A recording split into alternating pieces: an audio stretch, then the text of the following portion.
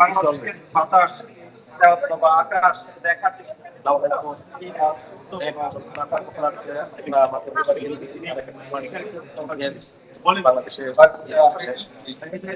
এটা অনুধাবন করো না মহাসমাবেশ হচ্ছে সেখানে ধন্যবাদ। ম্যাক্স দেশের সবচেয়ে শক্তিশালী 52.5 এন গ্রেডের পিসিসি সিমেন্ট। আমি আর একটু পিছনে যাচ্ছি, দেখি এই মাহফুজ সাহেব কি বলেন, অনুভূতি প্লাস। প্রায় দীর্ঘ 16 বছর আগে পরে প্রথম বাংলাদেশে আসলাম। ডেফিনেটলি জন্মভূমি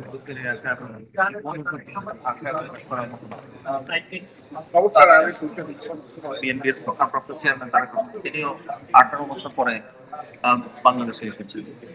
যে মাকে তিনি সুস্থ রেখেছিলেন সেই মা এখন অসুস্থ, যে ভাইকে তিনি সুস্থ রেখেছিলেন সেই ভাই আজ নই করতে।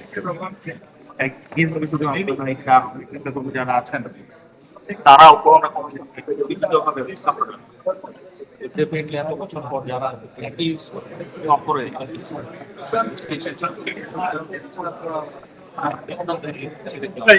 নাম হতো চালিয়ে গেছে। আপনার অনুভূতি প্লিজ। অনুভূতি তুলে বোঝাতে পারবো না ইনশাআল্লাহ, কারণ অনুভূতিটা এত বেশি।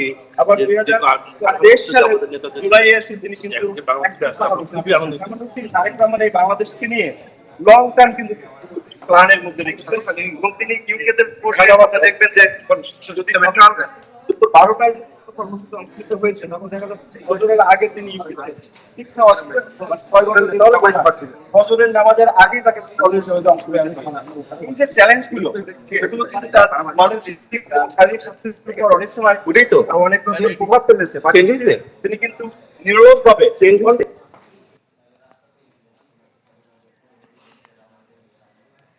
আমরা দেখছিলাম আমাদের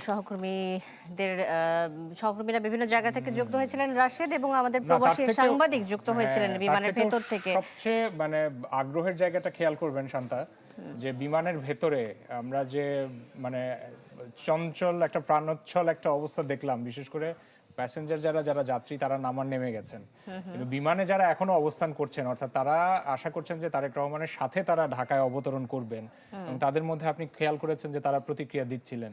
এবং আমরা দেখেছি রাশেদ, আমরা মনে হয় কোনো যাত্রীকে বাদ দেইনি, মোটামুটি সবার প্রতিক্রিয়া নেওয়ার চেষ্টা করেছি। এবং একটা পর্যায়ে আমরা কিছুটা মনে হয় দেখতেও পেয়েছি যে এই অংশে তারেক রহমান তার পরিবার সহ অবস্থান করছেন, আমরা কিন্তু লক্ষ্য করেছি যে আমাদের সহকর্মী কিন্তু সেখানেও প্রবেশ করেছেন। আমরা ক্যামেরার চোখ দিয়ে কিছুটা দেখতে পেয়েছি, হাতে মোবাইল ছিল, ডিভাইস ছিল, সেই ডিভাইস দিয়ে একটু কাপা হাতে খুব স্বাভাবিকভাবে তিনি হাঁটছেন। যারা ওখানকার ফ্লাইটের যারা সংশ্লিষ্ট যারা রয়েছেন তাদের মধ্যে কর্মব্যস্ততা রয়েছে। এবং রাশেদ প্রতিবন্ধকতা থাকা সত্ত্বেও তিনি চমৎকারভাবে কভার করেছেন, দেখানোর চেষ্টা করছিলেন বিমানের ভেতরের পরিস্থিতি। দর্শক, আপনার স্ক্রিনে এখন দেখতে পাচ্ছেন 300 ফিট এলাকার অবস্থা। ড্রোনের চোখে যদি আমরা দেখি দর্শক, আমরা অসংখ্য মানুষের সমাবেশ সেখানে দেখতে পাচ্ছি। আজকে সারা দিন ধরে বিএনপির যত নেতার কর্মী রয়েছেন, বিএনপির এক ধরনের শোডাউন বলা যায় তারেক রহমানের দেশে ফেরার এই সমাবেশকে কেন্দ্র করে আমরা দেখতে পাচ্ছি বিএনপির শক্তি, সেটিরই হয়তো চিত্রায়ন আমরা দেখছি। যত সময় ঘনিয়ে আসছে খেয়াল করে দেখবেন যে নেতাকর্মীরা তত স্থির হয়ে বসে আছেন।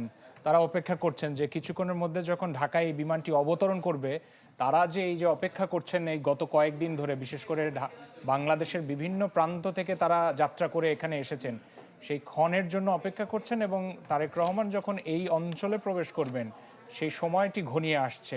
রাশেদ, সেই সাথে আরেকটি বিষয় আপনাকে বলে রাখতে চাই যে তারেক রহমানের প্রত্যাবর্তন উপলক্ষে নেতাকর্মীদের কিন্তু বিভিন্ন মন্তব্য আমাদের চোখে পড়ছে। এবং আমি যদি বলি যে স্থায়ী কমিটির সদস্য সালাউদ্দিন আহমেদ, তিনি বলেছেন যে তারেক রহমানের প্রত্যাবর্তন গণতন্ত্রের ইতিহাসে এক অবিস্মরণীয় মুহূর্ত, যেটি কিন্তু বলাই যায় যে আজকে তার এই দেশে ফেরা 17 বছর পরে বিএনপিকে এক নতুন মাত্রায় নিয়ে যাবে এবং বিএনপির অবস্থান নিঃসন্দেহে পরিবর্তিত হবে। তার থেকে আমার কাছে আমরা যেটা দেখি যে সংশ্লিষ্টরা যেটা মনে করছেন যে তারেক রহমানের দেশে ফেরার সাথে সাথে রাজনৈতিক যে সমীকরণগুলো সেগুলো কিন্তু একেবারে উল্টে পাল্টে নতুন করে আবার হিসেব কষতে হবে। বিশেষ করে বিএনপি বলেন বা বিএনপির যারা প্রতিপক্ষ যে রাজনৈতিক দলগুলো রয়েছে তাদেরও অনেক হিসেব নিকেশ করতে হবে এই সামনে নির্বাচনকে ঘিরে।